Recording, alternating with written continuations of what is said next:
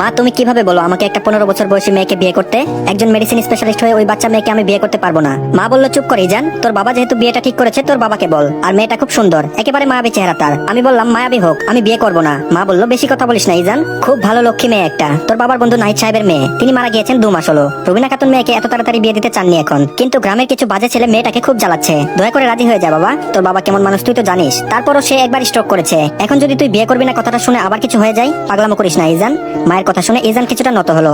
ইজান শেখ বাবা মায়ের বড় সন্তান, তার একটি ছোট বোন আছে ইজনিয়া শেখ, আপাতত মেডিকেল পড়ছে। ভাইয়ের মতো ডাক্তার হওয়ার ইচ্ছে আছে তার। ইজান পেশায় একজন ডাক্তার, মেডিসিন বিশেষজ্ঞ। ইজানের বাবা হুমায়ুন শেখ সরকারি চাকরিজীবী ছিলেন, তিনি মূলত একজন সেনাবাহিনীর উচ্চপদস্থ কর্মকর্তা ছিলেন। আর ইজানের মা মুনিরা শেখ সাধারণ মহিলাদের মতো গৃহিণী। ইজান কিছুটা ভেবে উত্তর দিল, ঠিক আছে আমি বিয়ে করব। কথাটি বলে ধোপাধোপ পা ফেলে রুম ত্যাগ করলো। মুনিরা বেগম হাসছেন, এই হাসি যেন তৃপ্তিময়। প্রায় 3 ঘন্টা পর ইজান এবং তার পরিবার গ্রামে এসে পৌঁছালো। গ্রামেই তার বিয়ে হবে। বিয়েটা সাধারণভাবে হবে, কারণ হুমায়ুন শেখ চান না এত বড় করে বিয়ে হোক। এমনিতেও তার বন্ধুর কোনো রকম সংসার ছিল, এখন সেও নেই। বিয়েটা বড় করে করলে তার বন্ধুর পরিবারের উপর বড় প্রভাব ফেলবে, তাই তিনি চাননি বিয়েটা বড় করে হোক। পুষ্প বলল, আপু তোমার বর চলে এসেছে, কিছুক্ষণ পর তোমাকে বিয়ে করে নিয়ে চলে যাবে, হা হা হা। পুষ্পের কথা শুনে পদ্ম কেঁপে উঠলো। বিয়ের কথা শুনে পদ্মের বুকটা কেমন যেন জ্বলে উঠলো, যেন কেউ আগুন ধরিয়ে দিয়েছে। চোখ দিয়ে বেহায়া হয়ে 2 ফুটো পানি গড়িয়ে পড়লো। সে চাইনি এত তাড়াতাড়ি বিয়ে করতে, কিন্তু তার বাবা মা তাকে অনেক কথা বলার পর সে রাজি হয়েছে। কিছুক্ষণ পর ইজান আর পদ্মর বিয়েটা শেষ হলো। এখন বিদায় দেওয়ার পালা। পদ্ম বেঘুরে কান্না করছে। ইজানের বোন ইজানিয়া পদ্মর হাত ধরে আছে। রুবিনা খাতুন কান্নারত অবস্থায় ইজানের উদ্দেশ্যে বললেন, বাবা আমার মেয়েটা অত্যন্ত ছোট, সবেমাত্র ওর বেড়ে ওঠার বয়স, এখনই তার বিয়ে দিয়ে দিয়েছি। পরিস্থিতির কারণে আমার ছোট মেয়েটার এ দশা। বাবা হারা মেয়ে আমার, তুমি ওকে একটু মানিয়ে নেওয়ার চেষ্টা করো, আমার মেয়েটা যেন ভালো থাকে। ইজান গভীর কণ্ঠে জবাব দিল, জি। অতঃপর পদ্মকে গাড়িতে উঠিয়ে তারা আবার ঢাকার উদ্দেশ্যে রওনা হলো। গাড়িতেও পদ্ম কান্না করছে। পদ্মের এক পাশে ইজান এবং আরেক পাশে ইজানিয়া। পদ্ম কান্না থামিয়ে একবার ইজান এবং আরেকবার ইজানিয়ার দিকে তাকালো। ইজান বিষয়টা খেয়াল করলো, কিন্তু কোনো ভ্রুক্ষেপ করলো না। হঠাৎ ইজানিয়া বলে উঠলো, কিছু বলবে ভাবি? পদ্ম খুব ইতস্তত ভাবে বলল, আপু আমি একটু পানি খাবো। ইজানিয়া শুনে তাড়াতাড়ি পদ্মকে পানি দিল। পদ্ম ঢকঢক করে পানি 1 বোতল খেয়ে ফেললো। পদ্ম পানির বোতল ইজানিয়াকে দিয়ে ইজানের দিকে তাকালো। ইজানের দৃষ্টি মোবাইলের দিকে। মোবাইলের আলো ইজানের মুখে পড়েছে। পদ্ম মনে মনে ভাবলো, এত সুন্দর পুরুষ তাকে বিয়ে করলো, কি সুন্দর চেহারা, গালে চাপদাড়ি, চোখে চশমা। পদ্মের মনে হলো এ যেন এক সুদর্শন পুরুষ। পদ্মকে এভাবে চেয়ে থাকতে দেখে ইজানিয়া পদ্মের কানে কানে ফিসফিস করে বলল, ভাইয়াকে কি বেশি পছন্দ হয়েছে নাকি? এখন এত বেশি দেখো না, একেবারে বাসার ঘরে দেখো মন ভরে। ইজানিয়ার কথা শুনে পদ্ম তৎক্ষণাৎ চোখ নামিয়ে ফেললো। দীর্ঘ একটা লম্বা জার্নির পর সবাই বাসায় আসলো। ইজানের মা মুনিরা শেখ দ্রুত সিঁড়ি বেয়ে নিচে নেমে এসে তার পুত্রবধূর কাছে আসলেন। কি সব নিয়ম আছে সেগুলো শেষ করে নতুন বউকে ঘরে তুলবেন তিনি। ইজান এগুলো শেষ না করেই উপরে চলে গেল। এ বিষয়ে হুমায়ুন শেখ একটু রাগ হলেন। সব নিয়ম কানুন শেষ করে ইজানিয়া পদ্মকে নিয়ে ইজানের রুমে গেল। রাত প্রায় 12টা বেজে গিয়েছিল। ইজানিয়া বলল, ভাবি তোমার লাগেজে সব জামা কাপড় আছে, তুমি ফ্রেশ হয়ে পরে নিও, আমি যাই, প্রচুর ক্লান্ত আমি। কথাটি বলে ইজানিয়া বাহিরে যাওয়ার জন্য পা বাড়ালো, আর তখন ওই পদ্ম তার হাত ধরে ফেললো। বেশ আকুতি নিয়ে বলল, আপু আমি কখনো একা ঘুমাইনি, আমার ভয় লাগে, সবসময় আমার ছোট বোন আমার সাথে ঘুমাতো। ইজানিয়া হেসে ফেললো পদ্মের কথা শুনে, বলল, তুমি একা কোথায়, ভাইয়া আছে তো। ইজানিয়ার কথাটা শুনে অবাক হয়ে গেল। সে একজন পুরুষ মানুষের সাথে ঘুমাবে শুনে কেমন যেন শরীরে কাটা দিয়ে উঠলো। তারপর বলল, না না আপু, আমি একটা ছেলের সাথে ঘুমাতে পারবো না, সে তোমার বর, খাঁটি বাংলায় যেটাকে বলে স্বামী, আর আজকে থেকে তার সাথেই তোমার ঘুমাতে হবে। পদ্ম বড় সড়ো একটা ঢুক দিল, তারপর বলল, উনার সাথে ঘুমাতে হবে? ইজনিয়া আর কিছু বলতে যাবে, তখন ওই ইজান ওয়াশরুম থেকে বেরিয়ে এলো। চেহারা দেখে মনে হচ্ছে মাত্রই শাওয়ার নিয়ে এসেছে। ইজনিয়া আর পদ্মকে দাঁড়িয়ে থাকতে দেখে বলল, কি ব্যাপার, কি হচ্ছে এখানে? ইজনিয়া বলল, না ভাইয়া আমি শুধু ভাবিকে দিতে আসলাম। ইজান বলল, তাহলে এখনো দাঁড়িয়ে আছিস কেন, যা। ইজনিয়া বলল, না এই তো যাচ্ছি, বলে ইজনিয়া চলে গেল। ইজনিয়া চলে যাওয়ার পর ইজান পদ্মের সামনে এসে দাঁড়ালো। ইজানের সামনে পদ্মকে একটা মশার মতো মনে হলো। তারপর বলল, নাম কি তোমার? ইজানের গভীর কণ্ঠ শুনে পদ্মের মনটা যেন কেমন করে উঠলো। বেশ কিছুক্ষণ পদ্মকে চুপ থাকতে দেখে ইজান হালকা করে ধমকের সুরে বলল, কথা বলতে পারো না? তোমাকে আমি একটা প্রশ্ন জিজ্ঞেস করেছি। ইজানের ধমক খেয়ে আমতা আমতা করে বলল, পদ্ম। ইজান খুব মনোযোগ দিয়ে তার গালের দাড়িগুলো হাত বুলাতে বুলাতে পদ্মকে পা থেকে মাথা পর্যন্ত দেখছে। তারপর বলল, শুনেছি তোমার বয়স নাকি 15 বছর। পদ্ম কথাটা শুনে অপ্রস্তুত হয়ে গেল। তারপর বলল, জি হ্যাঁ। ইজান বলল, জানো আমি তোমার কত বড়? পদ্ম বলল, জি না। ইজান বলল, এটা জানো না? পদ্ম বলল, না। ইজান বলল, 14 বছরের বড় আমি তোমার, কেন বিয়ে করলে? হ্যাঁ। ইজানের প্রশ্ন শুনে পদ্ম থতমত খেয়ে যায়। তারপর বলল, আসলে আমি বিয়ে করতে চাইনি, আমার মা বাধ্য করেছিল। ইজান বলল, মা বলল আর বিয়ে করে ফেললে, বাহ। ইজানের কথা শুনে পদ্মের চোখে পানি চলে আসে। হঠাৎ বিয়ে হয়ে যাওয়াটা মেনে নিতে পারেনি। তারপরও আবার ইজানের এসব কথা। ইজান বলল, কাঁদছেন কেন ম্যাডাম, যান ফ্রেশ হয়ে আসুন। শাড়িতে যে আপনি ঠিকমতো দাঁড়িয়ে থাকতে পারছেন না, ভালো করেই দেখতে পাচ্ছি। পদ্ম চুপচাপ হেঁটে লাগেজ থেকে একটা কাপড় নিয়ে ওয়াশরুমে চললো। ইজান তীক্ষ্ণ দৃষ্টিতে পদ্মের চলে যাওয়া দেখছে। সে এমন একটা মেয়েকে বিয়ে করেছে, সে জানেই না তার স্বামী তার থেকে কত বয়সের বড়। হাই, এ কোন মেয়েকে বিয়ে করলো ইজান? হসপিটালে কোনো লোক যদি জানে ইজান 14 বছরের ছোট একটা মেয়েকে বিয়ে করেছে, তাহলে তার মান সম্মান কিছুই থাকবে না। একজন সিনিয়র ডক্টর এই কাজ করেছেন শুনলে হসপিটালের সিআই মেবি অজ্ঞান হয়ে যাবে। ইজান এসব ভাবতে ভাবতে হঠাৎ তার কলিগ শায়না কল দিল। সেও ইজানের মতো সিনিয়র ডাক্তার। এত রাতে শায়নার কল পেয়ে কিছুটা বিরক্ত হলো ইজান। মেয়েটা প্রায় এই কাজ করে। ইজান কলটা রিসিভ করলো। ওপাশ থেকে বলল, হ্যালো ইজান শেখ, কি অবস্থা আপনার? ইজান বলল, ভালো। হঠাৎ এত রাতে কল দেওয়ার কারণ কি জানতে পারি? ওপাশ থেকে বলল, আমি তো প্রায় এই কাজ করি, আপনি কি জানেন না নাকি? হুঁ। ইজান বলল, আচ্ছা। এটা বলে ইজান ফোন কেটে দিল। ইদানিং শায়নার অকারণে কল দেওয়াটা খুব বিরক্ত করে ইজানকে। শুধুমাত্র সিনিয়র ডাক্তার দেখে কিছু বলতে পারে না। ওয়াশরুম থেকে পদ্ম বের হয়ে আসলো। আবারও সে শাড়ি পরেছে। শাড়ি পরা হয়নি দেখে মনে হচ্ছে কেউ শাড়ি পরতে জোর করেছিল, তাই এভাবে পরেছে। ইজান বলল, আবার শাড়ি পরেছে কেন? তোমাকে কি আমাদের বাসা থেকে কোনো ড্রেস দেওয়া হয়নি? পদ্ম বলল, 3 পিস দেওয়া হয়েছে। আসলে আমাদের গ্রামের মেয়েরা বিয়ের পর শাড়ি পরে। ইজান বলল শাড়ি তো পরতে পারে না, দেখে মনে হচ্ছে কেউ জোর করে পরিয়েছে। পদ্ম ইজানের কথাই লজ্জায় মাথা নিচু করে ফেললো। তারপর বলল আসলে কখনো পড়া হয়নি তো তাই। ইজান মুখ ঘুরিয়ে ফেললো। অনেক রাত হয়েছে, এবার ঘুমাতে হবে, কাল আবার সকাল সকাল হসপিটালে যেতে হবে। ইজান লাইটটা অফ করে খাটে শুয়ে পড়লো।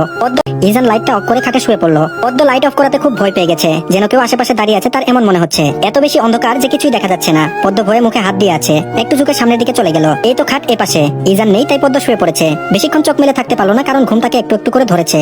পদ্ম শুয়ে শুধু মনে মনে একটি দোয়া করতে লাগলো, ঘুমের ঘরে যেন তার কাপড় ঠিক থাকে আর সে যেন ইজানের ধারে কাছে না যায়। ঠিক সকাল 7টায় ইজানের ঘুম ভাঙলো। প্রতিদিন ইজান এই সময়টাতেই ঘুম ভেঙে ওঠে।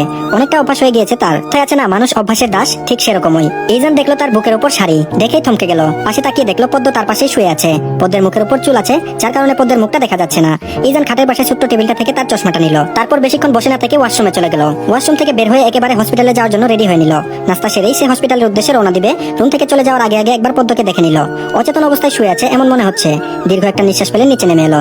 ইজান দেখছে তার বাবা হুমায়ুন শেখ চা খাচ্ছেন আর টিভিতে খবর দেখছেন বেশ মনোযোগ দিয়ে। ইজান চুপচাপ ডাইনিং এ বসলো। পকেট থেকে ফোন বের করে সেটা চাপতে লাগলো। তারপর বলল মা নাস্তা দাও। মুনিরা শেখ ইজানের গলা শুনে তাড়াতাড়ি নাস্তা নিয়ে আসলো। হুমায়ুন শেখ নিজের মতো করে চা খাচ্ছেন আর টিভি দেখছেন। ইজানের দিকে তাকাচ্ছেন না। মুনিরা শেখ ইজানকে নাস্তা দিতে দিতে বলল আজ হসপিটালে যাবি? ইজান বলল হ্যাঁ কেন? প্রতিদিন যাই দেখো না, আর হঠাৎ জিজ্ঞেস করছো কেন?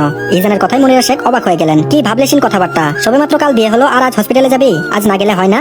ইজান বলল না মা হয় না, আমি তো হসপিটাল থেকে ছুটি নেইনি, আর কেউ জানেও না আমার বিয়ে হয়েছে। মুনিরা শেখ বলল তা পদ্ম কোথায়? পদ্মের কথা শুনে ইজান খাবার বন্ধ করে দিল। তারপর বলল ঘুমোচ্ছে। ইজান বলল আমি কিন্তু আমার ফ্ল্যাটে চলে যাব, এখান থেকে হসপিটালে যেতে অনেক সময় লাগে, আজ রাতে বাসায় আসলে কালকে ওখানেই চলে যাব।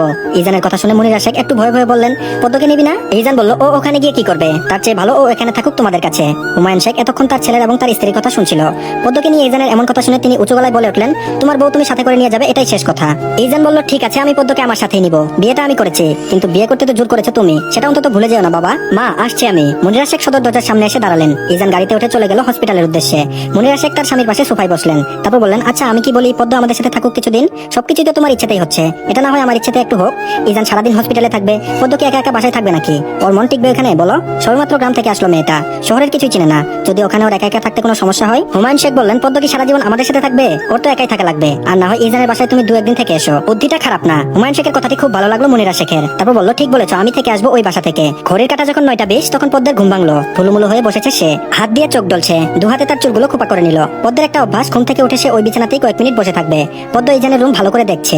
এক দেয়ালে ইজানের অনেক বড় একটা ছবি, দেখে মনে হচ্ছে চারপাশে শুধু পাহাড় আর পাহাড়, আর ইজান দাঁত দেখিয়ে হাসি দিয়ে আছে। ইজানের গেজ দাঁতও আছে, যার কারণে তার হাসিটা একটু বেশি সুন্দর দেখাচ্ছে। পদ্ম মুগ্ধ নয়নে ইজানের ছবিটা দেখছে আর মনে মনে বলছে মানুষটা এত সুন্দর কেন? পদ্ম বিছানা ছেড়ে উঠে আসলো, কিন্তু বিছানার দিকে আবারও তাকালো। ঘুম থেকে উঠে তো তাকে দেখলাম না। এসব ভাবতে ভাবতে পদ্ম ওয়াশরুমে চলে গেল। ওয়াশরুম থেকে বের হয়ে দেখলো তার ননদ ইজনিয়া দাঁড়িয়ে রয়েছে। ইজনিয়াকে দেখতে পেয়ে সে এক প্রকার খুশি হলো, কারণ তার শাড়িটা এলোমেলো হয়ে আছে, ইজনিয়া ঠিক করে দিতে পারবে। দ্রুত পায়ে ইজনিয়ার সামনে দাঁড়ালো। ইজনিয়া পদ্মকে এই অবস্থায় দেখে অবাক হয়ে গেল। বলল তোমার একই অবস্থা? পদ্ম তুতা পাখির মতো উত্তর দিল আপু কাল রাতে আমি বিয়ের শাড়ি খুলে এটা পরেছিলাম, শাড়ি ঠিক মতো পরতে পারিনি, আমি কখনো পরিনি তাই পারিনি। ইজনিয়া বলল তা তোমাকে শাড়ি পরতে বলেছিল কে? পদ্ম বলল আমাদের গ্রামের মেয়েরা বিয়ের পর শাড়ি পরে, তাই আমিও পরেছি। ইজনিয়া বলল তুমি যে এভাবে শাড়ি পরেছো ভাইয়া কিছু বলেনি? ইজনিয়া সন্দেহ দৃষ্টিতে প্রশ্নটি করলো। পদ্ম বলল না আপু উনি কিছু বলেনি, আপনি আমার শাড়িটা একটু ঠিক করে দিবেন আপু? ইজনিয়া বলল অবশ্যই দিব, আর শোনো তুমি আমাকে তুমি করে বলবা, ঠিক আছে? পদ্ম বলল জি আচ্ছা। ইজনিয়া পদ্মের শাড়ি ঠিক করে দিচ্ছে। পদ্ম বেশ নিচু কণ্ঠে ইজনিয়াকে প্রশ্ন করলো আপু ওনার নামটা আসলে কি, উনি কি করে? আচ্ছা আপু আমি ঘুম থেকে উঠে ওনাকে দেখলাম না কেন? ইজনিয়া এক পর্যায়ে পদ্মের প্রশ্ন শুনে হেসে দিল। পদ্ম তার স্বামীর নামই জানে না, বিষয়টা একটু বেশি হাস্যকর না? তারপর বলল ওনার নাম ইজান শেখ, সে একজন মেডিসিন স্পেশালিস্ট, মানে ধরে নাও একজন ডক্টর, আর তোমার উনি হসপিটালে চলে গিয়েছে। পদ্ম বলল আপু তোমার ফোনে কয়টা বাজে? ইজনিয়া বলল 9:35 কেন? ইজনিয়া বলল এত তাড়াতাড়ি উনি হসপিটালে চলে গিয়েছেন, আর এখন কি কোনো রোগী আসবে নাকি? ইজনিয়া আবারও হেসে দিল পদ্মের কথা শুনে। তারপর বলল এখান থেকে হসপিটাল যেতে 2 ঘন্টাও বেশি সময় লাগে, আর ভাইয়া যেহেতু সরকারি ডক্টর মেডিকেল অফিসার, তাই ওদের একটু আগেই হসপিটালে উপস্থিত থাকা লাগে, বুঝছো সুন্দরী? পদ্ম বলল জি আপু। ইজনিয়া এবার মজা করে পদ্মকে একটা প্রশ্ন জিজ্ঞেস করলো। ইজনিয়া বলল তুমি আমার নাম জানো তো? পদ্ম প্রশ্নটা শুনে বেশ থতমত খেয়ে গেল, আসলে সে তো ননদের নামও জানে না, এই লজ্জার কথা কাকে বলবে। তারপর বলল না আপু। ইজনিয়া হাসতে হাসতে বলল আমার নাম ইজনিয়া শেখ। তারপর বলল তোমরা কি শেখ বংশ? পদ্ম বেশ উৎসাহ নিয়ে প্রশ্নটা করলো। ইজনিয়া বলল হ্যাঁ। আচ্ছা এখন নিচে চলো, বাকি কথা পরে বলবো তোমাকে, অনেক বেলা হয়ে গেছে, এখন নাস্তা করনি, মা বকবে, তাড়াতাড়ি চলো। ইজনিয়া পদ্মকে নিয়ে নিচে চলে আসলো। ডাইনিং এ এক মহিলা খাবার বাড়ছে।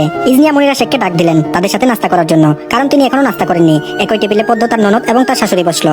খাওয়ার সময় পদ্মকে তার শাশুড়ি অনেক কথাই বলল, পদ্ম শুধু কথার উত্তর হিসেবে হেসেছে। মুনিরা শেখ বলল শুনো পদ্ম, ইজান যখন হসপিটালে যাবে তখন তুমি যত গভীর ঘুমে থাকো না কেন উঠে যাবে, বুঝেছো? ওকে হসপিটালে যাওয়ার আগে নাস্তা রেডি করে তারপর দিবে, এরপর না হয় ও হসপিটালে চলে গেলে তুমি আবার ঘুমোবে।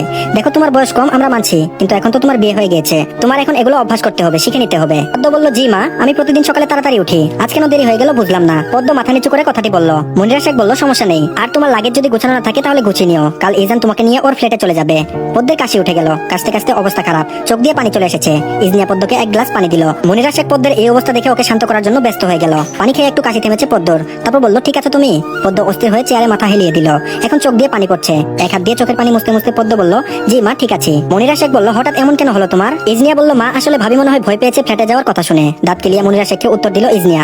মনিরা শেখ চোখ রাঙালেন তার মেয়ের দিকে, তৎক্ষণাৎ হাসি বন্ধ হয়ে গেছে ইজনিয়ার। মনিরা শেখ বললেন, শোনো পদ্ম, আমিও যাবো ওই বাসায়, কয়েকদিন থেকে আসবো। যতদিন আমি ওইখানে থাকবো তোমার চিন্তা নেই, সব শিখিয়ে দিয়ে আসবো তোমাকে, এত বেশি টেনশন নিও না। পদ্ম নিঃশব্দে হাসলো। পদ্মর হাসি দেখে মনিরা শেখ বেশ খুশি হলেন। তিনি পদ্মর পাশের চেয়ারে দাঁড়ালেন, পদ্মকে জড়িয়ে ধরলেন। পদ্ম তার শাশুড়িকে জড়িয়ে ধরছে। পদ্ম মনে মনে বলছে কত ভাগ্য করে সে এমন একজন শাশুড়ি পেয়েছে। ইজান তার কেবিনে বসে আছে, লাঞ্চ টাইম এবং নামাজের ব্রেক চলছে এখনো। ইজান লাঞ্চ করে এবং নামাজ পড়ে বসে আছে তার চেয়ারে। প্রতিদিন অনেক চাপ থাকে তার, সারাদিন শুধু রোগী দেখাই হচ্ছে তার কাজ। হঠাৎ ইজানের কেবিনে শায়নার আগমন ঘটলো। শায়না ইজানের সামনাসামনি চেয়ারে বসলো।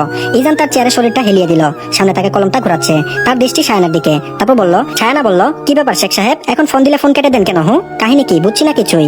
ইজান বলল, আপনি আমাকে ঠিক কখন ফোন দেন? শায়না বলল, রাত 1টা-2টা এই সময় তো দেই। ইজান বলল, তখন মানুষ কি করে? ইজান চোখ ছোট ছোট করে প্রশ্নটা করেছে শায়নাকে। শায়না বলল, সাধারণত সব মানুষ তখন ঘুমায়, কিন্তু আপনি